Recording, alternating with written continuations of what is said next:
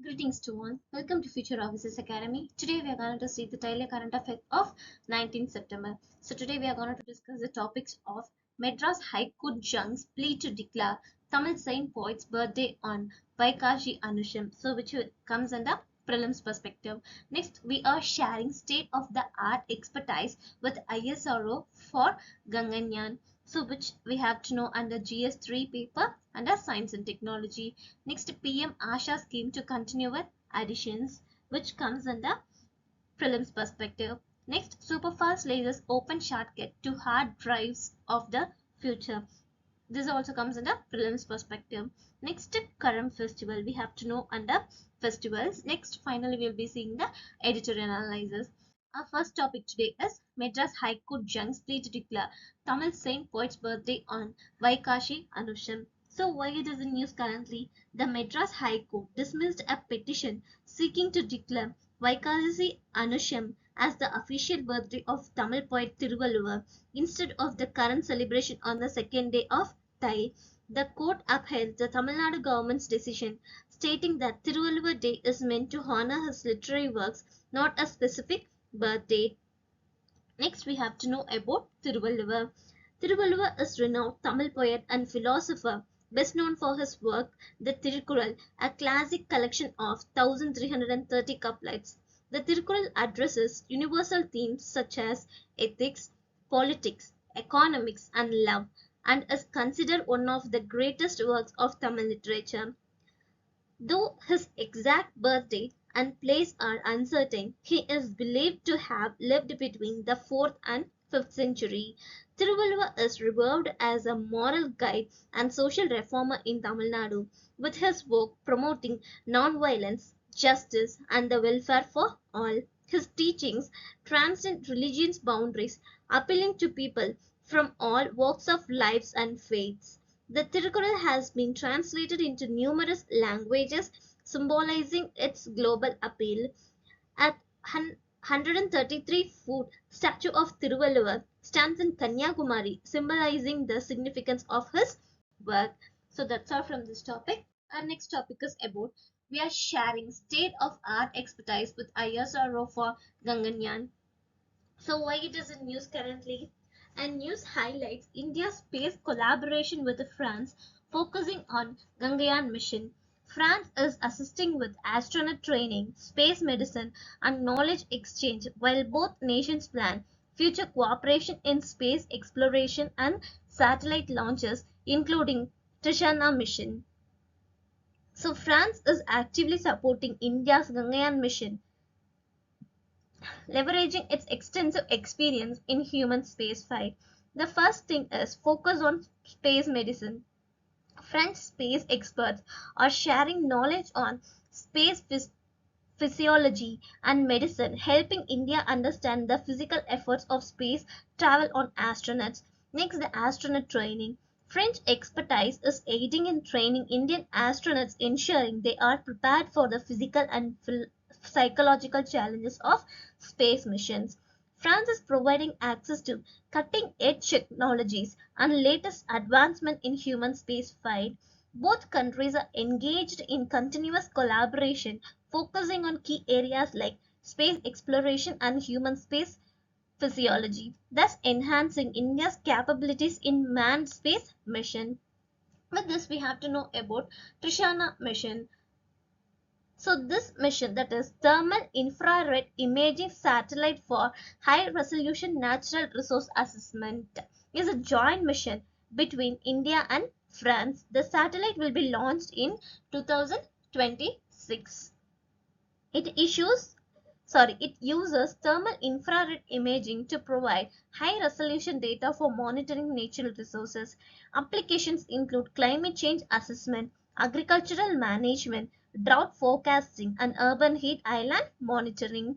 The mission will enhance Earth observation capabilities by analyzing temperature variations on land and water. The data collector will support sustainable resource management and help address global environmental challenges including climate change. So our next topic is about PM Asha Scheme to continue with additions. So why it is in news currently? The Union Cabinet approved the continuation of PM Asha Scheme to ensure fair prices for farmers and control essential commodity price volatility. Additionally, the cabinet set nutrient-based subsidy rates for fertilizer, ensuring affordability for farmers during the upcoming Rabi season. Next, there are potential benefits for farmers under PM Asha. The first thing is prevent distress sales by guaranteeing minimum support price for pulses, oilseeds, and copra. Increased coverage for procurement from 25% to 40% of state production for oilseeds under the price deficit payment scheme. Next, farmers receive differential payments directly into their accounts under the market intervention scheme. It promotes the cultivation of pulses and oilseeds, contributing to self-sufficiency and reducing import dependency. Stabilizes prices, especially for perishable commodities like onion and tomatoes, ensuring fair price. Farmers registered on the e-Samriddhi and e-Samyukti portals benefit from MSP even if market prices drop. Transportation and storage costs for tomato, onion, potato, that is top crops covered, ensuring better returns. Next, Pradhan Mantri Andat I Sanrakshan Abhiyan, that is PM Asha. We have to know about their objective first. So it aims to ensure remunerative price for farmers and mitigate price volatility of essential commodities. Next, their components provides MSMP for certain crops. Also compensates farmers when market price fall below MSP. Market intervention scheme, that is addresses short-term price issues due to the surplus production. Also maintains strategic buffer stocks of pulses and onions to stabilize price and control hoarding. Next, they have financial allocation. Rupees 35,000 crore allocated during 15th Finance Commission cycle, that is up to 2025 to 26. Ensures MSP for produce, protecting farmers from fluctuating market prices. Also helps to maintain stable supply and affordable prices for agricultural commodities. Supports both producers and consumers by managing price volatility and ensuring price stability. So that's all from this topic. Our next topic is about Superfast Lasers Open Shortcut to Hard Drive Future.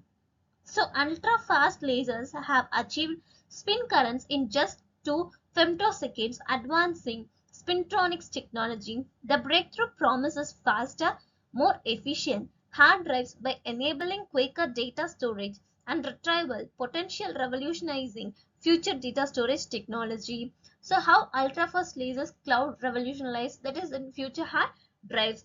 The thing is, hard drives use electron spin states up or down to store data.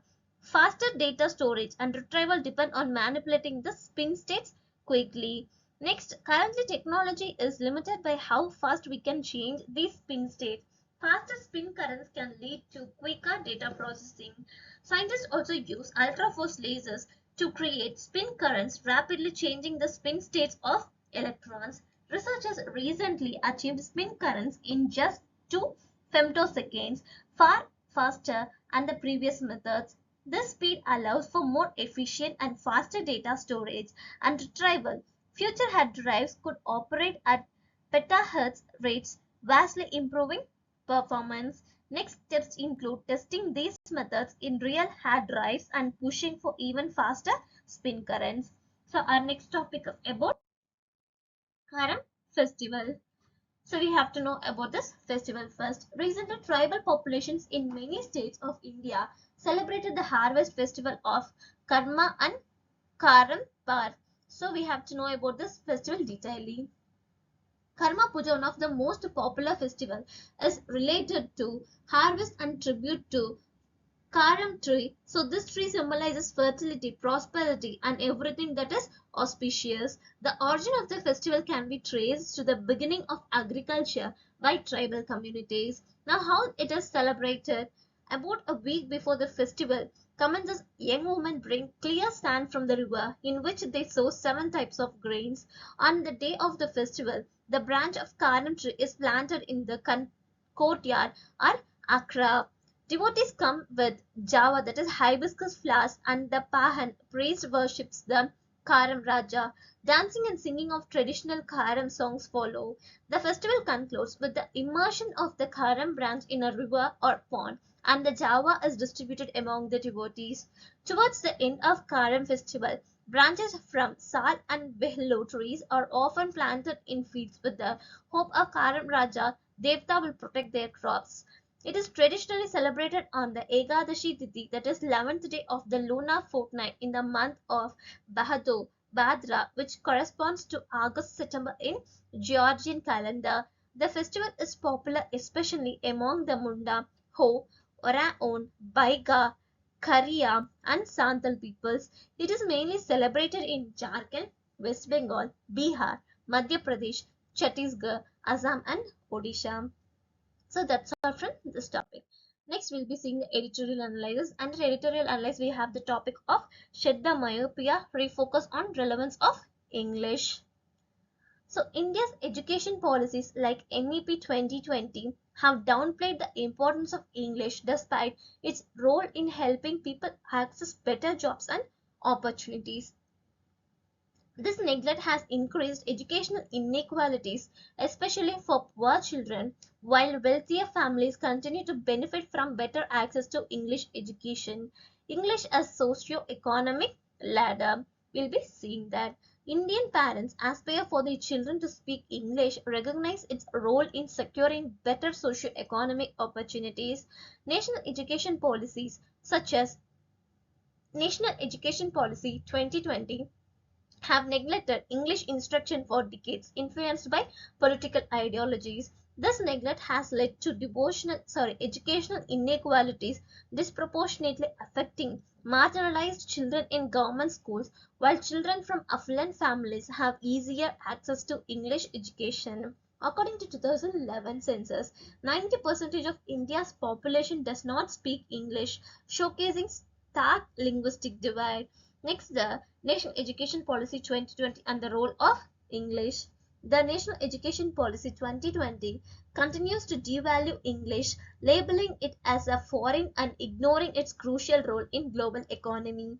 This policy fails to address the lack of access to English for economically disadvantaged groups, exacerbating the educational gaps. The three-language formula in NEP 2020 promotes linguistic diversity on the surface but hides an agenda to reduce English significance, aiming to boost Hindi as national language.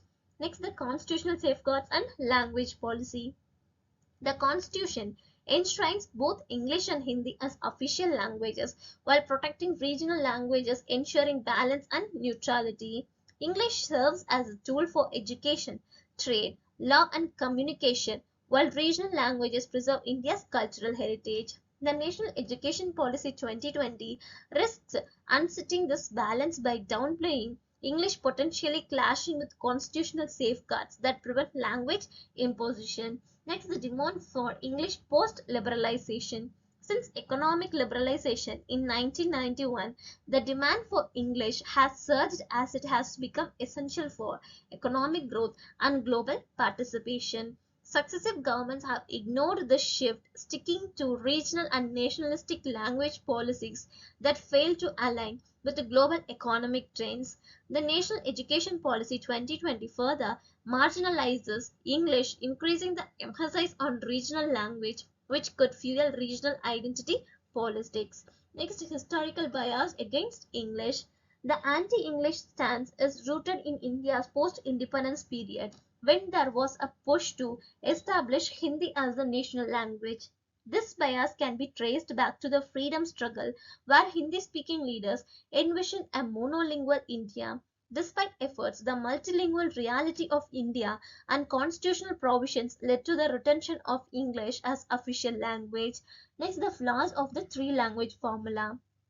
The National Policy on Education 1968 introduced a three-language formula to spread Hindi in non-Hindi speaking regions, but it faced strong opposition from states like Tamil Nadu. The NEP 2020 continues this agenda, limiting real linguistic choice by emphasizing Hindi and undermining multilingualism. The policy focused on Hindi and Sanskrit, driven by cultural and political motives, sidelines English, which remains critical in profession and legal spheres. Next, a paramagnetic approach to language policy. Countries like China have embraced English education to align with global economic needs, contrasting India's approach. India needs a paramagnetic language policy that balances cultural diversity with the practical needs of its citizens. A two-language formula combining a regional language and English would better serve India's needs, allowing citizens to be both globally and culturally rooted. So the government must promote English as a vital tool for national and international communication, not as competitor to Indian languages. The approach would ensure greater participation in socio-economic activities and align with democratic principles of equality and individual rights. So that's all from today's topics. To read this document, you can visit our website. Our website link have been provided in the description. To get more daily current affairs videos, follow our YouTube channel, also our Telegram channel. Thank you.